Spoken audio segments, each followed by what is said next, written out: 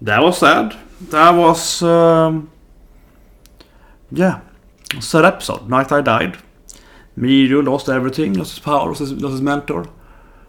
So obviously it's a sad episode, talking about too much on the emphasis on that.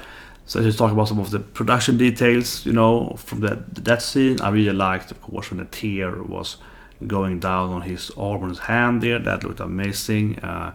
There's a nice touch to it. And the whole scene, right, with Mirio is entering was super sad, and like Bubba was crying outside, so Armadillo crying. It was really well done, that scene, and it felt more real. It wasn't the typical anime death scene where they have some battle outside and it's snowing and raining and stuff. Because it's more tragic when that happens. It was like they're taken to the hospital, and then he might be saved, but is it saved? So it really, it was very well done. I liked the soundtrack. They started using it during the ambulance part, and so all of it was very well produced. So horrible, that's press that respect like button right now, but it was sad. And it is the saddest death scene in My Hero Academia, of course. It hasn't been that many death scenes in this anime, so not too much to compare to, I suppose. Well, Sand Guy died immediately, so yeah.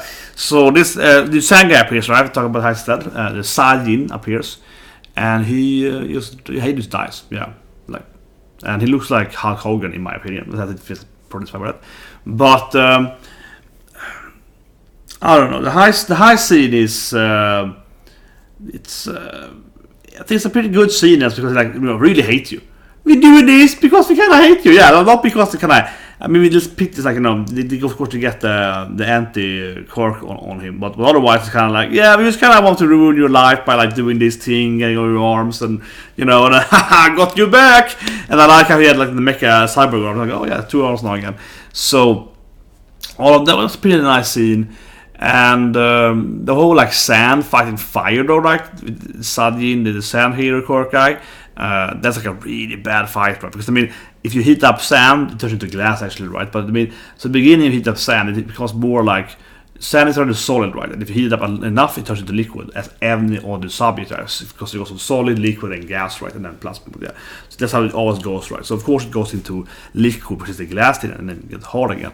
But the thing is that during that process, sand gets harder to move, because it's kind of setting up its atoms. So it's the London dispersion force, and what's called the Walder force, the Wall force. It's a Dutch name, I think, the Wals force, probably incorrectly, but that's kind of how 8 types of molecules have this energy around them. So you have a water, you have the H2, and the energy between them as well, right? So even though water they have 2 water molecules. Water molecule is a Mickey Mouse thing, right? So it's plus up here and it's negative down here, because you have 2 hydrogen and 1 oxygen in the bottom in the Mickey Mouse thing. And that actually means it is negative down here.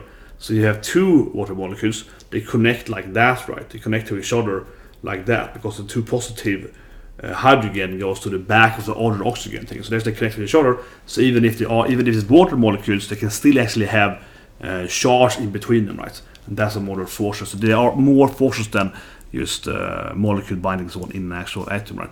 So when you heat up sand, those kind of forces that are working in between each sand part. Then sand, of course, are several molecules, but each sand part in between them tighten up a bit, right? And that's why glass is hard, right? Because when you have glass, you can shape it into that shape, right?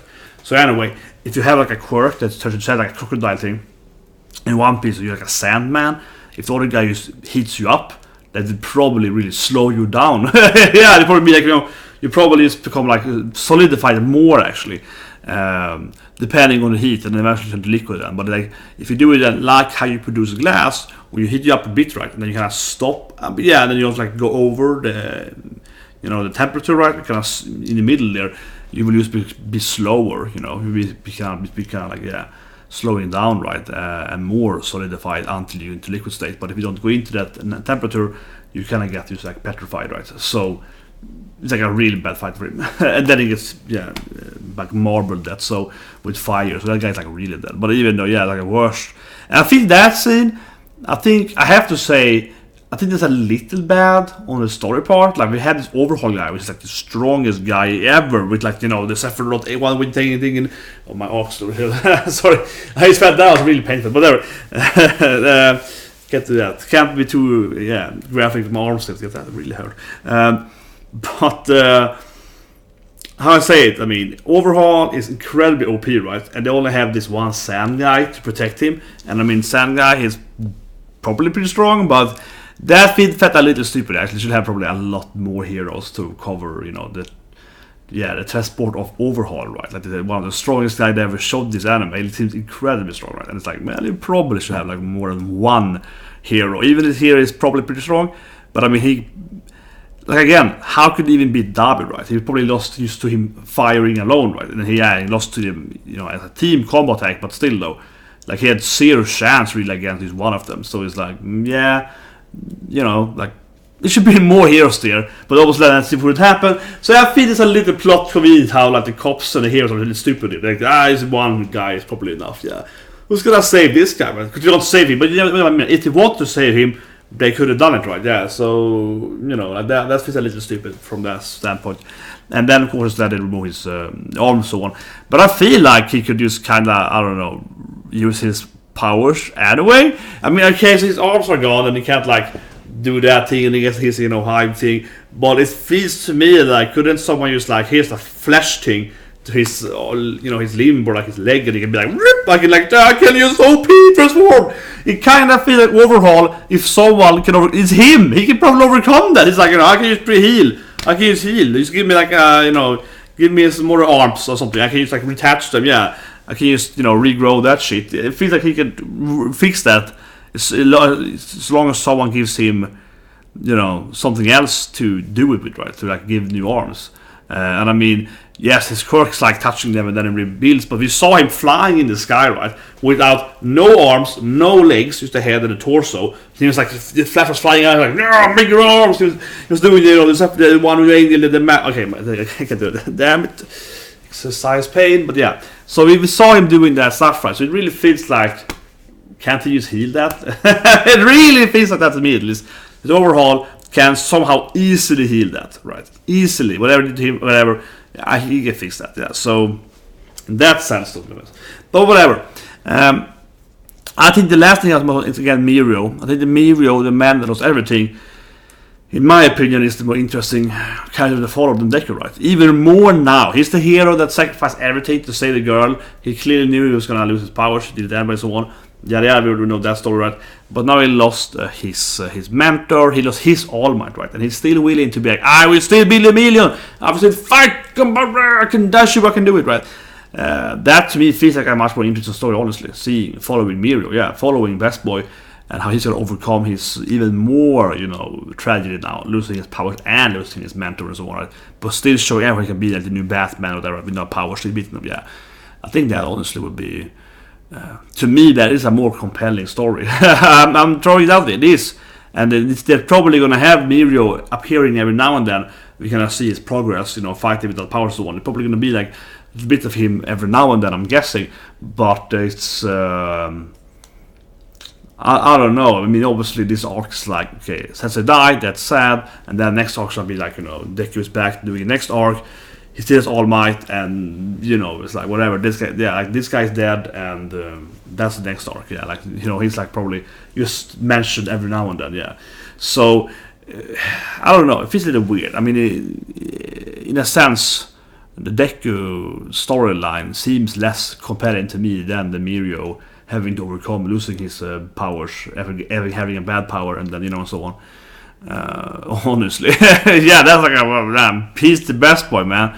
Kinda wish he was the main character. Yeah, kinda right. Like, it's interesting in that sense. And he has more now to fight for and so on. He has to, but yeah, the man that lost everything.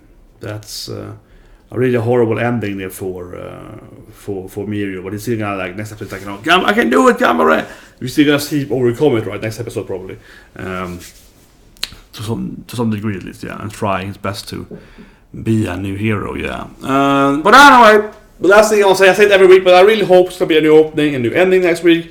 You know, I love doing opening reactions, opening analyzation, ending partially too, but especially openings. And again, right, this opening since last week, it shows the full arc, right? Nothing else in the opening is from the next coming arc, the next characters coming and so on. Nothing of that is in the opening, and the ending is clearly the airy part, which is also over now. So I do hope we're gonna have a new opening. Also because I mean, to be honest, right, I said it several times, but I do feel that the current opening is great song, very weak visuals. I would argue for the weakest visual of My Academia openings altogether.